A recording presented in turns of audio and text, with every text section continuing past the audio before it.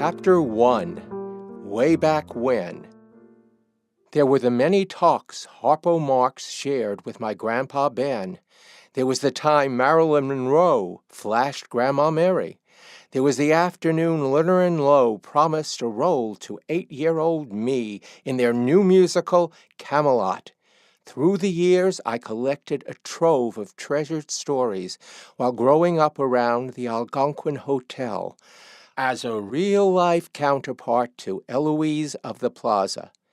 New York's landmark Algonquin Hotel was bought in 1946 by my grandparents, Ben and Mary Bodney, Southern Jews atypical of the hotel's literary types and stage folk.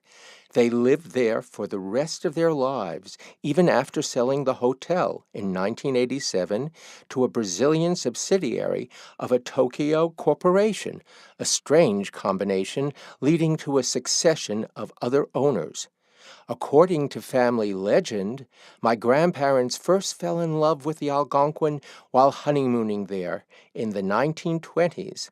They were dazzled to be hobnobbing with guests like Mary Pickford, Douglas Fairbanks Jr., Beatrice Lillie, Sinclair Lewis, and Will Rogers, whom they'd just seen in The Ziegfeld Follies, 1924. The Manhattan Hotel already had a multifaceted history. Rather than globetrotters, horse stables once occupied the address, 59 West 44th Street, where the Algonquin opened in 1902. Noted architect Goldwyn Starrett designed this 174-room Edwardian-style hotel. The place became a mecca for rising New York luminaries through the guidance of Frank Case, who'd worked there since its inception and who became its owner-manager in 1927. It was he who suggested that the original owner name the hotel the Algonquin rather than the Puritan. A strong advocate for the arts, Frank Case offered special rates to actors, writers, and artists. He established the Algonquin Round Table, where the likes of Dorothy Parker, George S. Kaufman, Alexander Walcott, and Robert Benchley regularly lunched, exchanging quips and quotes that proved exceptional public relations for the hotel. My grandparents came from a very different background than the urbane Frank Case.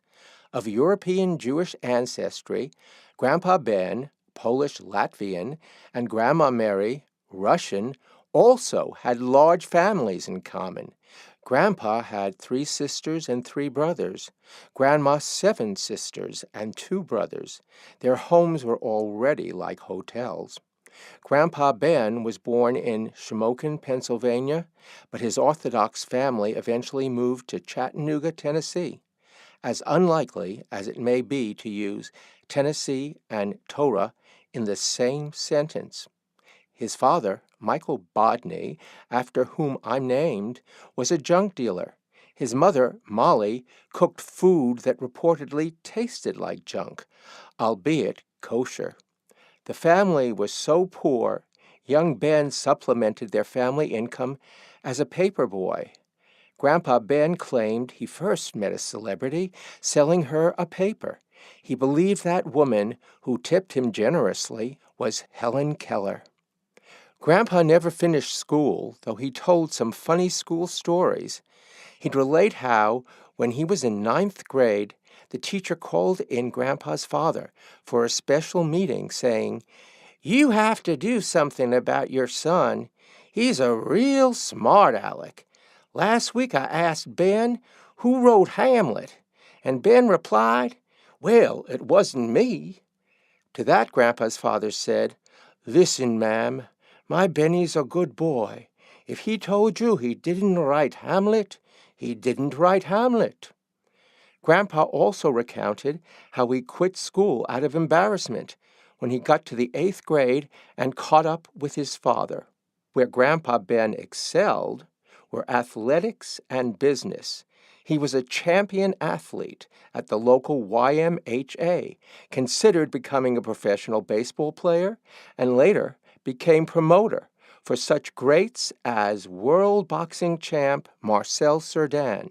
In fact, Grandpa's ultimate business decision was choosing between buying the Algonquin Hotel and the Pittsburgh Pirates.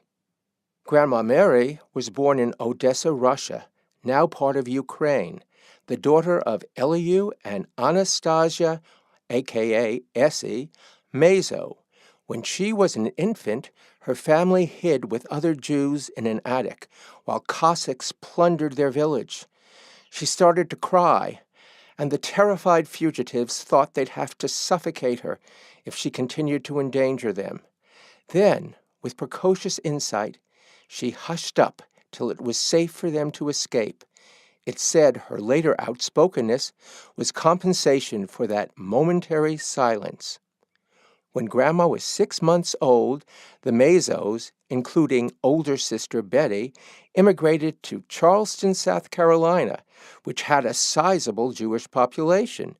It's there that Elihu Mazo opened Mazo's Grocery, Mazo's, which evolved into one of the first Jewish delis in South Carolina, serving kosher sandwiches. Essie kept busy creating 8 more children, enough to tend the deli and each other. Growing up, it was at Mazo's that Grandma cultivated her Southern hospitality, filling the Knish list of Carolina's Kleinas and Steiners. It was also where she got her first taste, not only of pickles, but of show business. Both Elihu Mazo and his brother Dave, who owned an even bigger, if generic, grocery store, became good friends of a prominent Charlestonian, writer DeBose Haywood. Haywood was best known for his 1925 novel Porgy, based on life in Charleston's Cabbage Row, renamed Catfish Row. The book was later adapted into a hit play by Haywood's wife, Dorothy. DeBose would soon collaborate with George and Ira Gershwin on a musical version of the play. Around 1934, when George Gershwin was researching in Charleston for Porgy and Bess, 1935, the Mazo Deli became one of Gershwin's favorite hangouts. He developed a strong friendship with all the Mazos. At Mazo family dinners, he'd play his newest songs on their piano. He even dated Grandma Mary's beautiful younger sister, Sid, born Sarah Sadie. The Mazos had high hopes of a celebrity in the family until a courtship date when Gershwin bought Aunt Sid a chocolate ice cream cone. She complained. She wanted vanilla. Bad move. The romance soon broke up, possibly over a flavor. By the time Aunt Sid was dating Gershwin, Grandpa Ben had already moved to Charleston, eventually marrying Mary Mazo. He believed there were greater work opportunities in Charleston and a wider choice of Jewish women than in Chattanooga. Grandma Mary had charms Grandpa couldn't resist. She was a dynamo and a much better cook than Molly Bodney.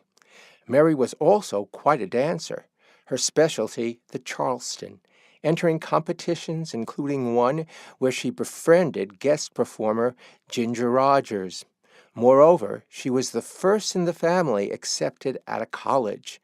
However, she gave up attending Baltimore's Goucher College when Grandpa Ben proposed, driving to meet her in his Model T Ford. She thought that her best option. After growing up with 7 sisters, the prospect of marrying a sporty kosher catch seemed more appealing than 4 years at an all-female college. By the way, another show business connection was Grandma's cousin, Charlestonian Frances Mazo Butwin. Frances and her husband, Julius, wrote the original Yiddish to English translation of Shalom Aleichem Tevye's Daughters, source of Fiddler on the Roof. The authors of Fiddler on the Roof, Joseph Stein, Sheldon Harnick, and Jerry Bach, drew heavily from the Butwin's versions. An early draft of the musical even borrowed the same title as a Butwin volume, The Old Country, 1956. After Grandpa set himself up in business, Ben and Mary worked side by side like a tag team. While Grandpa Ben was building his fortune selling coal, then recycling oil cylinders during World War II, Grandma Mary operated his office and his trucks with enough stamina to deliver through a tsunami. Add to the work burden, Grandma tended to their two daughters, Renee Mae and Barbara Ann. Still, it all paid off. By 1946, Grandpa Ben had become a millionaire via various oil ventures. He had built the first independent deep water terminal in South Carolina. His company had drummed most of the diesel fuel that went into the African campaign of World War II. The time came when he decided to parlay his fortune into a new business. There were two major choices. 1946 was the year Frank Case died, and the Algonquin was up for resale, as were the Pittsburgh Pirates. The Pittsburgh Pirates would be a dream come true for Grandpa, who craved being part of professional sports. I suspect Grandma had a different preference than being taken out to the ball game and selling peanuts and Cracker Jack. The Algonquin was a setting where she could mingle with people like George Gershwin and Ginger Rogers. Just the kind of place where she could display the Southern hospitality she cultivated, offering salami, lox, and other delicacies at her father's deli. The choice became moot when a group headed by Bing Crosby pitched a bid on the Pittsburgh Pirates that was a home run. Grandpa struck out, but Grandma was swinging on a star as her husband clinched the remaining deal. The Bodneys picked up their suitcases and daughters and headed to their new address, the venerable Algonquin Hotel. Notwithstanding, there was a hitch to their new hitching post. In the aftermath of World War II, the place was in terrible disrepair, with antiquated plumbing, faded decor, and worn-out furniture, the ghost of a past golden age. Advisors had warned the Bodneys that the hotel's glamour and vitality had died with Frank Case. How could a Southern oil man and his wife restore the former glory of this cultural invalid? The daunting task ahead was just another challenge for Grandma, who'd survived the Cossacks, and Grandpa, who'd survived poverty and his mother's cooking. They somehow knew, as would be sung in the future Algonquin cabaret, the best is yet to come.